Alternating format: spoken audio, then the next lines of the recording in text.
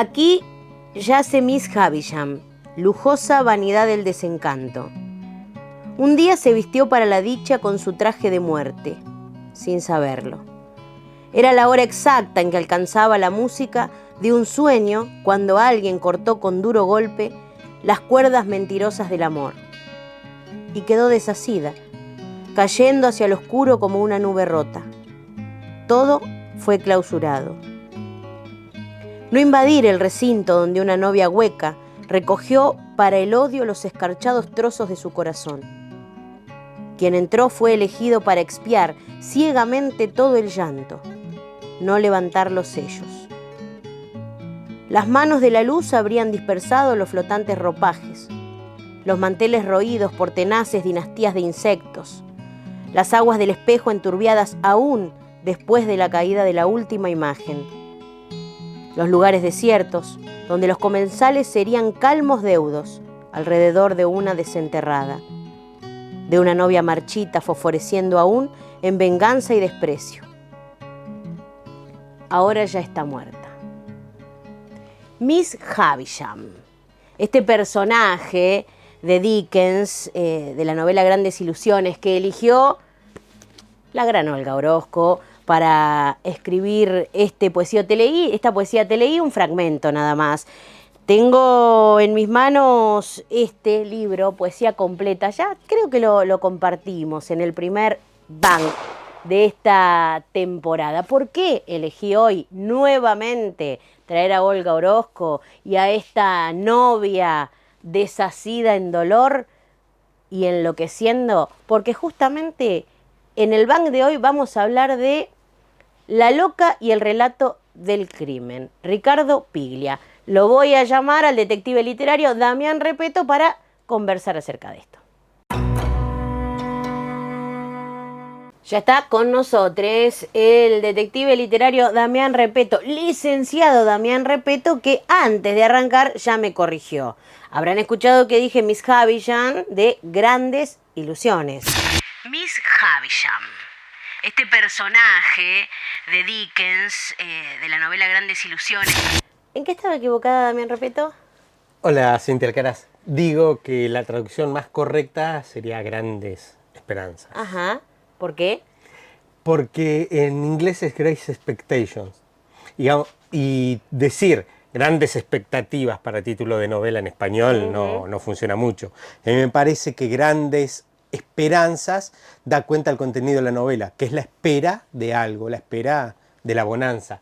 En cambio, las ilusiones tienen que ver algo más con el orden de la imaginación. Qué atrevido, venir a corregir a Olga Orozco. No, seguramente no corrijo a la Olga, por favor, la boca se me va a un lado. Seguramente ella manejaba otra traducción. Llegamos al maestro Ricardo Piglia por fin y al cuento La loca y el relato del crimen. Sí, un cuento, probablemente el cuento más conocido de Piglia, conocido por su calidad y también conocido porque ha sido utilizado y vapuleado en las aulas escolares. Ah, sí. Sí, porque el desarrollo del género negro en Argentina no ha tenido en los cuentos sus mejores exponentes. Hay grandes novelas argentinas pertenecientes a la serie negra, pero en los cuentos están los escritores argentinos un poquito más flojos. No hay muchos y no son tan buenos. Entonces, La loca, el relato del crimen, lo tenés a la mano, porque además es perfecta la manera en que está estructurado, ¿no? ¿El mejor cuento jamás escrito? Probablemente no. Ricardo Piglia, yo dije el maestro porque suelo recurrir a él para aprender de literatura, ¿no? Además de cuentista, de escritor, él es un maestro de la literatura. Sí, él ha desarrollado a lo largo de su vida una vasta obra novelística y cuentística, pero yo creo que en el género en el que más se ha destacado es en el ensayo, ¿no? Los ensayos de Piglia de alguna manera inauguran modalidades de lectura. Sí, lo dijimos, vista, por ejemplo, sí, cuando hablamos de Borges. Claro. Y al mismo tiempo en este rol de maestro tiene esta virtud, que él vivió mucho de dar seminarios en universidades, principalmente de Estados Unidos, y después tenía la virtud de convertir esos seminarios que él daba en las universidades yanquis sobre distintos temas en libros que se pueden conseguir a precios bastante módicos. Y al mismo tiempo, en su mejor obra, que creo que es la novela Respiración Artificial, pero en muchos de sus cuentos está todo el tiempo la tensión entre, tan borgiana esa tensión, entre el ensayo y la narración, ¿no? Los mejores Está cuentos bien, de él... La ficción y el ensayo. Claro, los mejores cuentos de él tensionan eso, y las mejores novelas también tensionan, son mitad argumentativo, mitad narrativo. Ahí, ese juego tan lindo le sale perfecto a Piglia. Se fue pronto, pero hubo alguien seguramente que se iluminó y trabajó las conferencias sobre Borges y las conferencias sobre las escenas de la literatura argentina contadas por Piglia y que están disponibles en YouTube, se reprodujeron en la televisión pública. No en todos los gobiernos hay decisiones tan acertadas y la verdad es que eso es un lujo tenerlo. Sí, porque eran clases que él dio, 4 clases sobre Borges y 4 clases sobre novela argentina, que eran filmadas en un teatro, había escritores invitados, así que hay un registro, y escuchando las exposiciones de Piglia, sentí mucha envidia por quienes tuvieron la suerte de tenerlo como profesor. Claro, definitivamente. Y tenerlo como profesor, porque haber sido fascinante. Nacido en Adrogué. Adrogué. Sí, sí. Vivió en Mar del Plata, en Buenos Aires, formó parte de algo que yo no sé si todavía existe, que es el maoísmo argentino. También formó parte de los grupos intelectuales más importantes, el nucleado en torno a la revista Los Libros, el grupo nucleado en torno a la revista Punto de Vista, es decir, es uno de los intelectuales de la izquierda argentina, ¿no? Digamos, específicamente en el área de literatura, pero que no obstante su militancia nunca renunció a lo fundamental de la literatura, que es la forma. Si uno lo escucha a él hablar de literatura, todo el tiempo habla de la forma, sin desoírle el contacto con la realidad, la tensión política que hay en la literatura, pero literatura es sinónimo de forma. La loca y el relato del crimen, no te vayas de esta pantalla de la televisión pública pampeana. Me quedó ahí una rima. No te vayas de esta pantalla de la televisión pública pampeana, porque en el segundo bloque te contamos el cuento.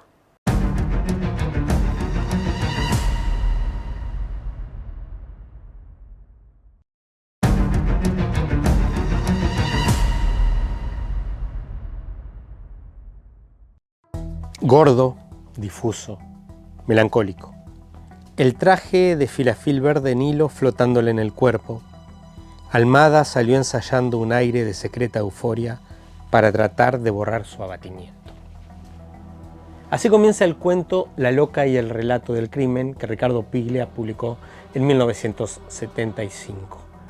Almada camina por las calles de Buenos Aires a la misma hora en que las coperas comienzan a llegar a los cabarets. Está abatido pensando en Larry, una mujer a la que explota y que sin embargo algo le interesa. La imagina en el cabaret, en el New Deal, riéndose, borracha, y su mente se llena de imágenes en las que se lo ve a sí mismo torturándola y humillándola. En un zaguán encuentra a una mujer dormida envuelta en trapos. La patea, le pregunta su nombre. La mujer dice: Echevarne, Angélica, Inés, que me dicen Anaí. Y le ofrece 1000 pesos a cambio de que se arrodille y le bese los pies. Pero la mujer comienza con un discurso totalmente desordenado, incoherente, psicótico, en el que se mezclan Juan Bautista Bailoreto, la canción de la Macarena, Perón, Evita. Una mezcla que ofusca a Almada, que le tira el billete y se va. En otro lado de la ciudad, Antúnez ingresa al departamento que comparte con Larry. A él le molesta un poco que Larry sea una mujer prostituida, pero se acomoda a la situación porque en última instancia es ella quien paga el alquiler, quien lo mantiene. El departamento está muy desordenado y entonces Antúnez cree que Larry lo ha abandonado. Pero en el baño, escrito con rouge, encuentra un mensaje en el que Larry le advierte que no la siga, que no la persiga, que no la busque, porque Almada lo va a matar. En la redacción del diario El Mundo está Emilio Renzi, un periodista fanático de la lingüística, que vive de escribir notas bibliográficas, reseñas de libros. En ese momento llega la noticia por cable de que han encontrado muerta a una mujer, a Larry, a la vuelta del New Deal, el cabaret, acuchillada. Como el periodista de policiales está de licencia, le toca a Renzi ir a cubrir esa información. Cuando llega se encuentra con Rinaldi, el periodista del diario La Prensa, que está dispuesto a comprar la versión de la policía, que el asesino es Antúnez. Sin embargo, Antúnez proclama a los cuatro vientos que él no es el asesino, que el asesino es el gordo Almada y que a ese no lo agarran porque lo protegen de arriba. Renzi se muestra más proclive a creerle a Antúnez, sobre todo porque hay una testigo que la policía no quiere escuchar. Se trata de una mujer loca que repite desde hace horas y horas y horas el mismo discurso. Sin embargo, Renzi cree que ahí hay algo, la graba y se va con esa grabación a la redacción. Una vez que tiene transcripto el monólogo, aplica sus conocimientos de lingüística para analizarlo y descubre, mediante el análisis lexicográfico y de las formas verbales, que hay una verdad detrás de las palabras de la loca. Le lleva la transcripción analizada a Luna, el jefe de redacción, quien la mira y se la devuelve irónico. Y trata de explicarle. En el discurso de un psicótico hay estructuras repetitivas que se repiten una y otra vez hasta el cansancio, como estructuras vacías que tienen la obsesión de llenar el loco. Sin embargo, cada tanto aparece una información nueva, pequeña, suelta, una palabra, pero que es la información nueva que el loco trata de transmitir, pero que no puede escapar a su obsesión. Yo hice ese análisis, le dice Renzi, y lo que arrojó el análisis fue lo siguiente. El hombre gordo la esperaba en el zaguán y no me vio y le habló de dinero y brilló esa mano que la hizo morir. Es decir, Antúnez tiene razón. Quien mató a Larry es Almada. Esa mano que brilló es la mano con el cuchillo cuando era clavado en el cuerpo de Larry. Y la loca es un testigo. ¿Y qué querés hacer con esto?, le dice el jefe de redacción. Quiero que lo publiquemos. Te voy a explicar una cosa, le dice Luna. En este diario tenemos una ley. Nunca nos metemos con la policía. Si la policía dice que lo mató la Virgen María, vos escribís que lo mató la Virgen María. Sorprendido y ofuscado, Renzi sale de la oficina del jefe de redacción dispuesto a escribir su renuncia. Se sienta frente a la máquina para escribir, por un lado su renuncia y por otro una carta al juez. Pero se da cuenta que nada de eso va a tener ningún sentido. Y entonces acomoda bien la hoja en blanco en la máquina y comienza a escribir el cuento que estamos leyendo. Gordo, difuso, melancólico, el traje de filafil verde Nilo flotándole en el cuerpo, Almada salió ensayando un aire de secreta euforia, etcétera, etcétera, etcétera.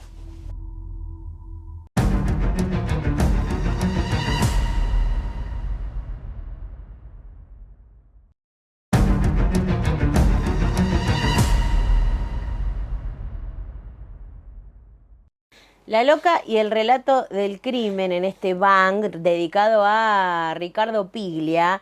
¿Cuánto que dice Piglia en estas 4 o 5 páginas? Impresionante la cantidad de lecturas que se hacen de este cuento en particular. Vamos a arrancar por el detective, que es Emilio Renzi. ¿Quién es? Emilio Renzi es una suerte de alter ego que inventó Ricardo Piglia ya por 1965 para los primeros relatos que él escribió, después publicados en el volumen La Invasión. Y tiene la particularidad de que lo ha acompañado a lo largo de toda su literatura. Piglia, por ejemplo, escribió cuentos y los firmó con el seudónimo Emilio Renzi. Dirigió colecciones de literatura policial con el seudónimo Emilio Renzi. Y de hecho sus diarios, que están compilados en 3 tomos, se llaman los diarios de Emilio Renzi, ¿no? Digamos, son sus diarios personales, 327 cuadernos que él estuvo escribiendo durante toda su vida, y sin embargo están firmados como los diarios de Emilio Renzi. Y el propio Emilio Renzi, el protagonista de la novela fundamental que yo nombraba hoy, que es donde más desarrollo Respiración tiene artificial. con personaje, que es Respiración Artificial, de 1980.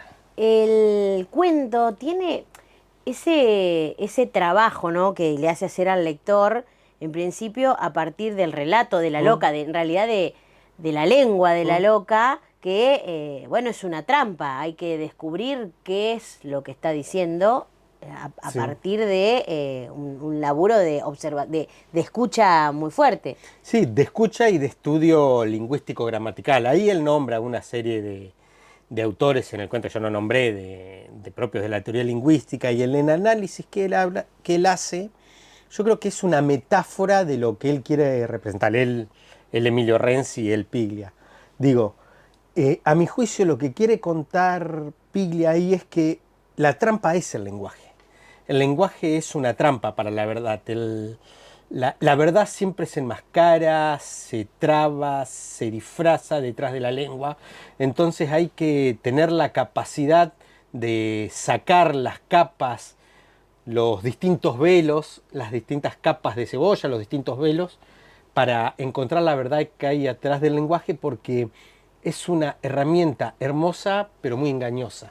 Y creo que en el discurso de la loca está muy bien metaforizado eso. También es una época en que en el postestructuralismo, en Francia, Foucault, Derrida, comenzaban a estudiar los discursos psicóticos, cuáles son las verdades que se ocultan detrás de los discursos psicóticos, digamos, detrás de toda esa maraña de palabras hay algo que tiene sentido. Nada, nunca tiene nada de sentido en el lenguaje.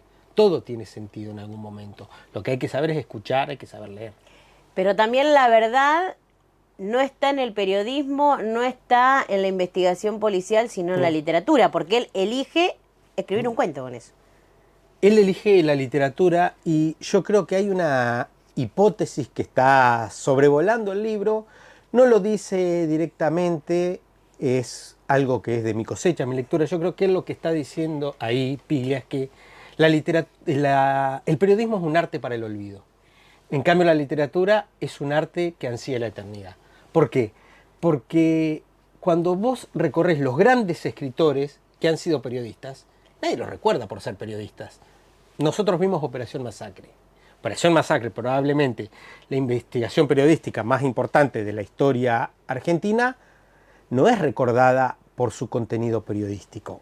Es recordada por el trabajo que hace Walsh con la materia, y esa materia la trabaja con herramientas de la literatura.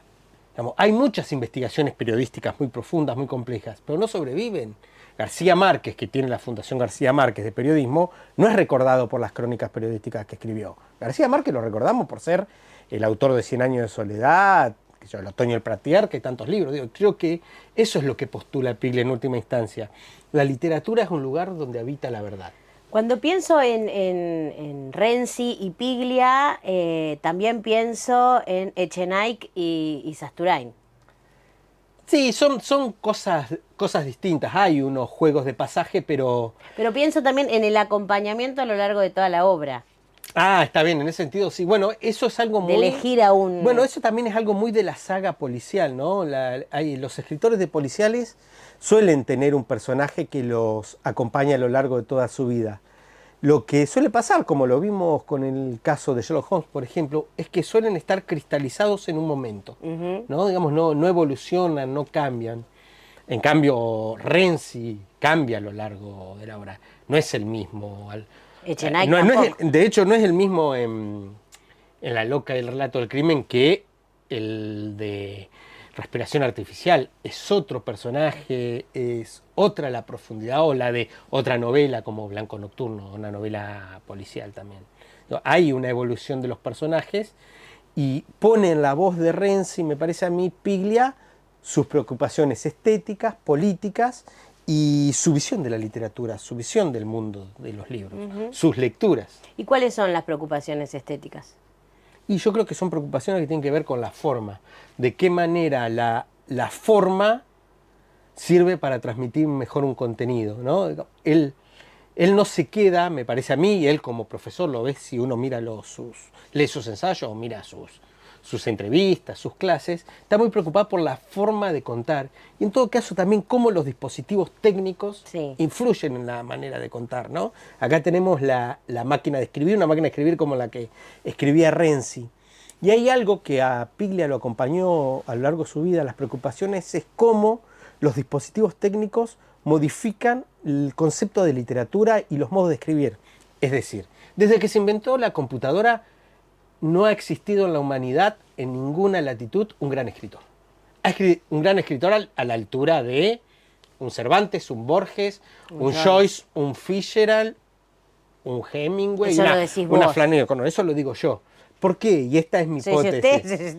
Esta es mi hipótesis. Cuando se escribía a mano, cuando se escribía a máquina, el trabajo humano, material y físico que implicaba la escritura necesariamente obligaba al escritor a pensar más lo que iba a escribir. Eso no es una mirada nostálgica de... Sí, es una mirada nostálgica. Cuando vos, uno que ha intentado escribir, se enfrenta a una pantalla, ya de antemano empieza a escribir giladas, porque total, después corrijo, corto acá, pego acá, muevo acá. Ahora, cuando eso lo tenés que hacer a mano, cuando tenés que hacer a máquina es otra cosa. Y creo que está un poco tematizado. En una conferencia, creo que en México, en 2013, que vi hace un tiempo, de Ricardo Piglia, él dice justamente que quienes escribían a mano tenían una conciencia total de la obra porque le pasó por los dedos. Claro, porque le pasó por los dedos y porque a su vez esto de tener que volver a la primera página y agarrarla, digo, lo tangible hacía que no perdiera conciencia del total. ¿No? Quizá una exageración lo que digo yo, pero eso está... Como siempre, en general, también repito. Y me parece también que está bueno respecto del cuento, en lo que tiene que ver estrictamente con lo policial. Es un detective, por más que es un periodista, es un detective propio del policial negro. Me parece que no cumple con ninguno de los parámetros que decimos del policial de enigma. Pero sí tiene esta cuestión de que hay una verdad... Ah, ¿sí? ¿Es policial negro? Para mí es policial negro. ¿No? Hay una verdad que se descubre. Porque sabemos quién es el asesino, el femicida en última instancia. Pero al mismo tiempo la verdad es una certeza tranquilizadora. Hay una justicia literaria. ¿Por qué? Porque Renzi descubrió quién es el asesino y porque Renzi va a escribir en un discurso, que es un discurso de la verdad, va a escribir quién es el asesino. No va a aparecer la noticia en el diario El Mundo. El juez nunca va a recibir la transcripción del monólogo de la loca analizado lingüísticamente para demostrar que Almada es el asesino. No obstante, va a haber un refugio de la verdad y ese refugio es la literatura. Caso cerrado por hoy en este Bang que le dedicamos a La Loca y el relato del crimen. Nada puede salir mal si todo empieza en un camino.